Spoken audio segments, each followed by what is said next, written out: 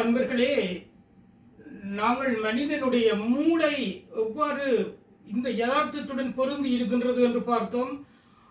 யதார்த்தத்துடனே மூளை சரியாக பொருந்துகின்ற பொழுதுதான் எங்களுடைய செயற்பாடுகள் அனைத்தும் மிக சிறந்ததாக இருக்கின்றது என்று இதற்கு முன்னர் நான் கூறிய 2 பகுதிகளிலும் கூறியிருக்கிறேன்.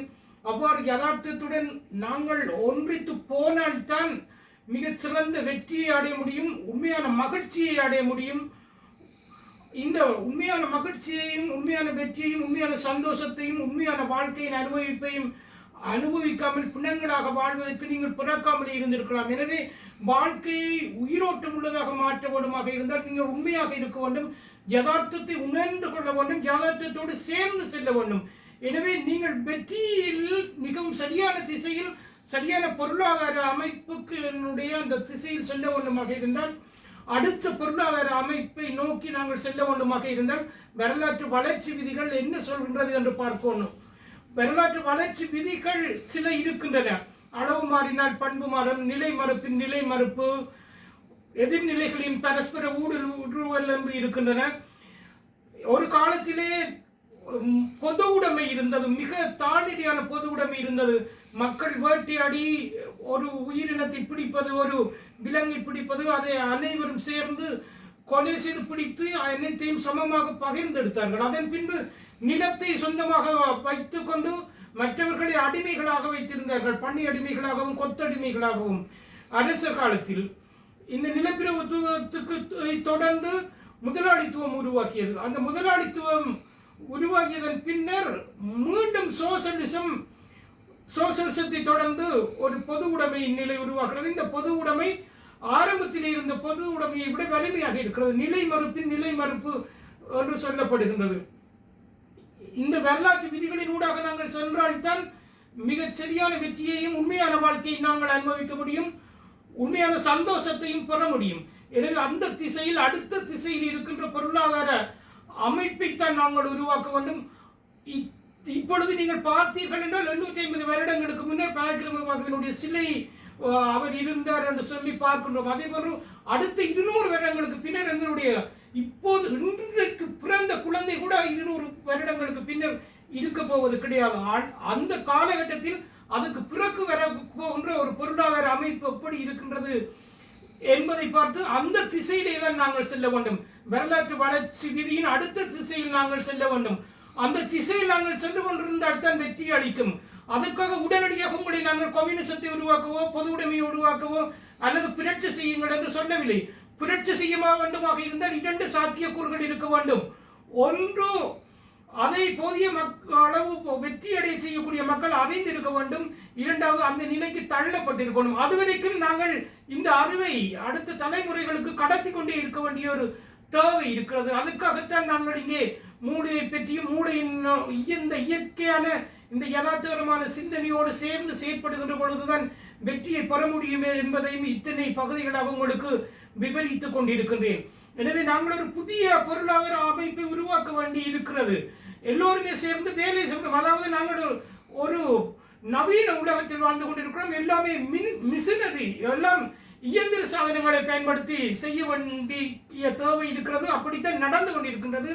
இன்னும் இயந்திரங்கள் அதிகரிக்க இயந்திரங்கள் உருவாக்குவதால் வேலை இல்லாமல் போகுமோ? 10 பேர் செய்கின்ற வேலையை ஒரு இயந்திரம் செய்கின்றது. எனவே 9 பேர் தொழிலை இழக்கிறார்கள், ஒருவர் மட்டும் வேலை செய்கின்றார். எனவே இயந்திரங்களால் பாதிப்பு ஏற்படும் என்று நீங்கள் நினைப்பீர்கள். ஆனால் விடயம் அவ்வாறு அல்ல. இருக்கிற வேலை மிகவும் குறைவாக இருக்கிறதோ அதிகமாக இருக்கிறதோ அனைவரும் சமமாக பகிர்ந்து செய்கின்றோம் அந்த வேலையை. இயந்திரங்கள் வருகின்ற பொழுது எங்களுக்கு வேலை நேரம் குறைகின்றது. ஒரு ஆள் செய்கின்ற வேலையை 10 பேர் பகிர்ந்து செய்கின்றோம். வளமையாக 10 பேர் செய்கின்ற வேலையை ஒரு மிஷின் செய்கின்ற பொழுது அதை இயக்குகின்ற ஒருவருக்கு தான் வேலை கிடைக்கின்றது. நாங்கள் என்ன செய்கின்றோம், அந்த ஒருவருடைய வேலையை 10 பேர் பகிர்ந்து செய்கின்றோம். கிடைக்கின்ற அனைத்தையும் அனைவருக்கும் சமமாக கொடுக்கின்றோம். எல்லோருக்கும் ஒரே சம்பளம் கொடுக்கிறோம். நாட்டிலே ரோட்டு கூட்டுபவருக்கும் ஒரே சம்பளம், ஜனாதிபதிக்கும் ஒரே சம்பளம், எல்லோருக்குமே ஒரே சம்பளம் கொடுக்கிறோம். எல்லோருமே மிக குறைந்த நேரத்தில் ஒரு மணி நேரமே அல்லது அரை மணி நேரத்தில் வேலை செய்கிறோம். வயதானவர்கள், பாடசாலை செல்பவர்கள், தற்பொழுது வேலை செய்கின்ற வயதில் இருப்பவர்கள் அனைவருமே 1 மணி நேரம் வேலையை செய்கின்றோம். அதாவது நான் அந்த மனநிலை பாதிக்கப்பட்டவர்கள் முடவர்களாக இருப்பவர்கள் அவர்களுக்கும் சேர்த்து நாங்கள் அந்த வேலைகளை செய்கின்றோம். இவ்வாறான ஒரு பொருளாதார அமைப்பு தான் எதிர்காலத்தில் உருவாகும். ஏலியங்கள் வருகின்றன ஒன்றெல்லாம் பார்ப்பீர்கள். ஏலியங்கள் இருக்க சாத்தியக்கூறுகள் இருக்கின்றன. ஆனால் ஏலியங்கள் வந்தால் படங்களில் காட்டுவது போன்று அவ்வளவு கொடூரமாக இருக்காது. இன்னொரு எத்தனையோ ஒளி ஆண்டுகள் தூரத்தில் இருக்கின்ற ஒரு மீனில் இருந்து ஒரு நட்சத்திரத்தில் இருந்து அத்தனை ஆண்டு காலம் வாழக்கூடிய ஒரு வாசி வருகின்றவனாக இருந்தால் அவன் ஒரு உயர்ந்த பெருமான பொருளாதார அமைப்பில் இருந்து மட்டும்தான் பெற முடியும். முதலாளித்துவ பொருளாதார அமைப்பில் இருந்தோ நிலப்பிரபுத்துவ சிந்தனைகளில் இருந்தோ வர முடியாது. உற்பத்தி உறவுகள் தான் சமூக உறவு. உண்மையான சமூக உறவு உற்பத்தி உறவு தான். பொருட்களையும் சேவைகளையும் உருவாக்குகின்ற உற்பத்தி உறவுகள் தான் உண்மையான சமூக உறவுகளாக இருக்கின்றது என்பதை புரிந்து கொள்ள வேண்டும். நாங்கள் எல்லோருக்குமே பொதுவானவர்கள், எல்லா தொழிலாளர்களுக்கும் பொதுவானவர்கள். தன் நாட்டு பெற்றோ மொழி பெற்றோ இனப்பெற்றோ இல்லாதவர்கள் நீங்கள் அவ்வாறு தான் இருக்க வேண்டும். தேவையற்ற பிரிவினைகள் இல்லாதவர்களாக நீங்கள் இருக்க வேண்டும். உண்மையான பிரிவு என்ன? உற்பத்தி உறவு தான் உண்மையான பிரிவு. பொருட்களையும் சேவைகளையும் உருவாக்குகின்ற உற்பத்தி உறவுகள் தான் உண்மையான பொருளாதார உறவு. நிலப்பிரபு காலத்தில் நிலப்பிரபுக்களும் கொத்தடிமைகள் அல்லது பண்ணையடிமைகள் இருந்தார்கள். முதலாளி காலத்தில் முதலாளிகளும் தொழிலாளிகளும் இருக்கிறார்கள். சோசலிச காலத்தில் நிலப்பிரபு காலத்தில் தொழிலாளர்கள் இருக்கிறார்கள். இதுதான் உற்பத்தி உறவு. இதுதான் உண்மையான சமுதாய பிரிவு. இந்த திசையிலே தான் யோசிக்க வேண்டும். இந்த திசையில் தான் நீங்கள் செல்ல வேண்டும். இந்த திசையில் தான் நீங்கள் மூளை இருக்கிறது. இந்த இயற்கையோடு இந்த யதார்த்தத்தோடு நீங்கள் சரியாக பொருந்தினால்தான் உண்மையான வளர்ச்சியையும் வெற்றியையும் பெற முடியும்.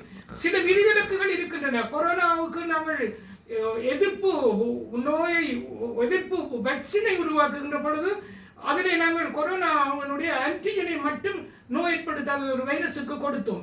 அவர் இயற்கை ஏமாற்றப்படுகின்றது என்று நினைப்பீர்கள். அவர் நாங்கள் மின் மோட்டரை செய்கின்றோம். அந்த மின் மோட்டரை ஒவ்வொரு செய்கின்றோம். ஒரு டைனமோவை எவ்வாறு இயக்குகின்றோமோ அதே போன்று இயக்குகின்ற இடத்தில் நாங்கள் கம்யூட்டேட்டரை போடுகின்ற பொழுது நேர் மின்னோட்டத்தை பெற முடிகின்றது. சில இடங்கள் அவ்வாறு மாற்ற பெற முடிகிறது. ஆனால் 99.9% இந்த இயற்கையை நீங்கள் அவ்வாறு அதன் திசையிலிருந்து மாற்ற முடியாது. எனவே அந்த திசையினூடாக சென்று அதனுடைய சரியான வரலாற்று வளர்ச்சி விதியினுடைய சரியான அடுத்தவட்ட பொருளாதார அமைப்புக்கு ஏற்ற திசையில் தான் நாங்கள் செல்ல வேண்டும். எல்லோரையும் சமமாக கருதி எல்லோரும் சமமாக இருக்கின்ற அந்த திசையிலே நீங்கள் சென்று கொண்டிருந்தால் மட்டும்தான் உண்மையான மகிழ்ச்சியை பெற முடியும், உண்மையான சந்தோஷத்தையும் பெற முடியும்.